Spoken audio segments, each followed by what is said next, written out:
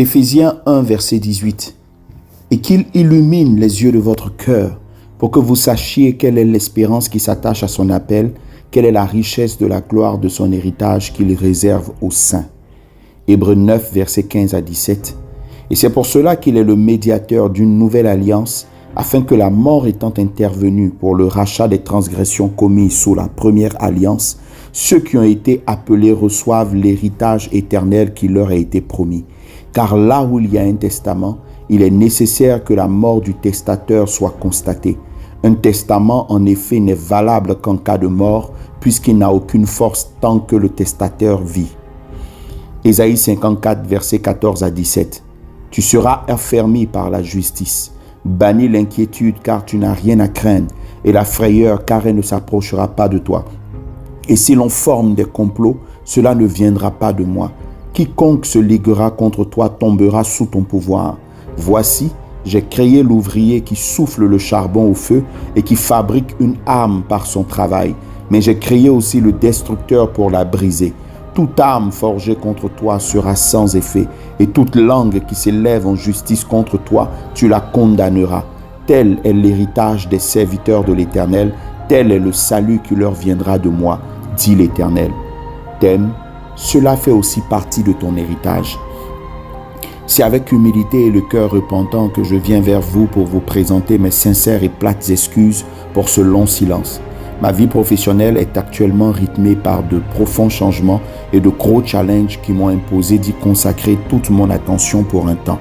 La Bible nous enseignant de tout faire pour la gloire de Dieu selon 1 Corinthiens 10, verset 31, ma vie professionnelle devrait pouvoir glorifier Dieu également. Toutefois, cela ne me donne pas le droit de ne pas au moins vous informer de cette situation et de passer en mode silence. Je m'en excuse encore. Les choses commencent petit à petit à rentrer en ordre et si vous le permettez, je voudrais poursuivre là où on s'était arrêté. Le thème que nous traitions depuis un moment est relatif au combat spirituel avec pour objectif de déconstruire les forteresses mensongères que Satan a réussi à installer dans nos pensées. En effet, des mensonges ont été érigés en vérité à un tel point que malheureusement de nombreux chrétiens se retrouvent à faire beaucoup d'efforts pour peu de résultats. C'est triste de le dire, mais avec le peu de recul que j'ai, je crois que le combat spirituel tel qu'il est conçu et pratiqué est une pure invention du diable pour détourner les chrétiens du vrai et bon combat à mener qui est celui de la foi en Dieu et en sa parole. Paul pouvait encourager Timothée en ces termes dans 1 Timothée 6, verset 12a. Combat le bon combat de la foi. Fin de citation. S'il y a un bon combat, alors je pense qu'il y a un mauvais combat. Et le combat spirituel en est la parfaite illustration. Pour ses adeptes, Satan est partout. Quand on ne réussit pas un examen, ce sont les sorciers. Quand on a mal à la tête, ce sont des démons. Quand on n'a pas encore de travail, c'est un esprit de non-accomplissement. Quand la voiture ne démarre pas le matin, c'est un blocage spirituel. Quand on fait des examens médicaux qui ne donnent aucun résultat pendant qu'on est encore malade, alors c'est une maladie spirituelle. Quand on a la même maladie que papa a eue dans le passé, alors c'est un lien ancestral, etc., etc. Le combat spirituel est dès lors la panacée pour s'affranchir des influences démoniaques, oubliant qu'en réalité, c'est une licence à l'irresponsabilité et malheureusement, ce sont les Africains qui en font le plus la promotion.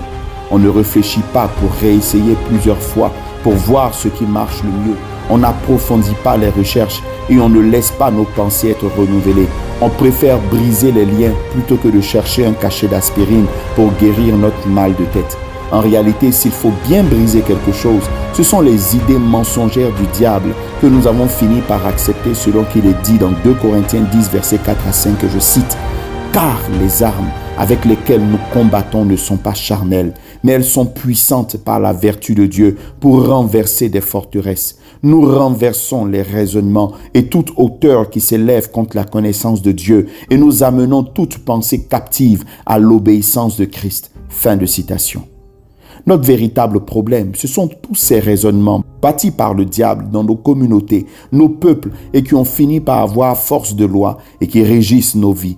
Quand Jésus reprenait Pierre qui était venu lui dire qu'il s'opposerait par tous les moyens à sa mort, il a pu discerner le diable derrière cette attitude de Pierre et lui dire ceci. « Arrière de moi, Satan, tes pensées ne sont pas celles de Dieu, mais plutôt celles des hommes. » Matthieu 16, verset 23.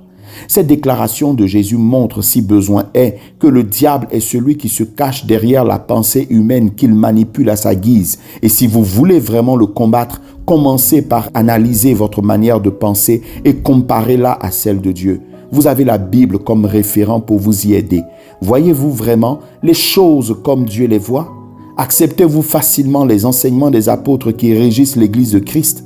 Croyez-le ou pas, mais peu importe les résultats que vous obtenez, vous pouvez chasser autant de démons que vous voulez, mais vous faites les affaires du diable tant que vous n'acceptez pas l'autorité de la parole de Dieu sur vos expériences. C'est comme être dans une fourmilière et tenter d'enlever toutes les fourmis qui vous passent sur le corps. Vous y parviendrez bien à en enlever des milliers et même à en écraser plusieurs, mais tant que vous êtes assis dans la fourmilière, vous perdez votre temps. Il faut en sortir. Je le répète, il faut en sortir. Je vous le dis encore, il faut en sortir. Sortir de ces mentalités mensongères du diable. Sortir du mépris de la parole de Dieu. Aujourd'hui, certains pasteurs se sont donnés pour mission d'enseigner que la Bible n'a pas tout dit et que le Saint-Esprit continue à donner de nouveaux enseignements qui ne sont pas dans la Bible.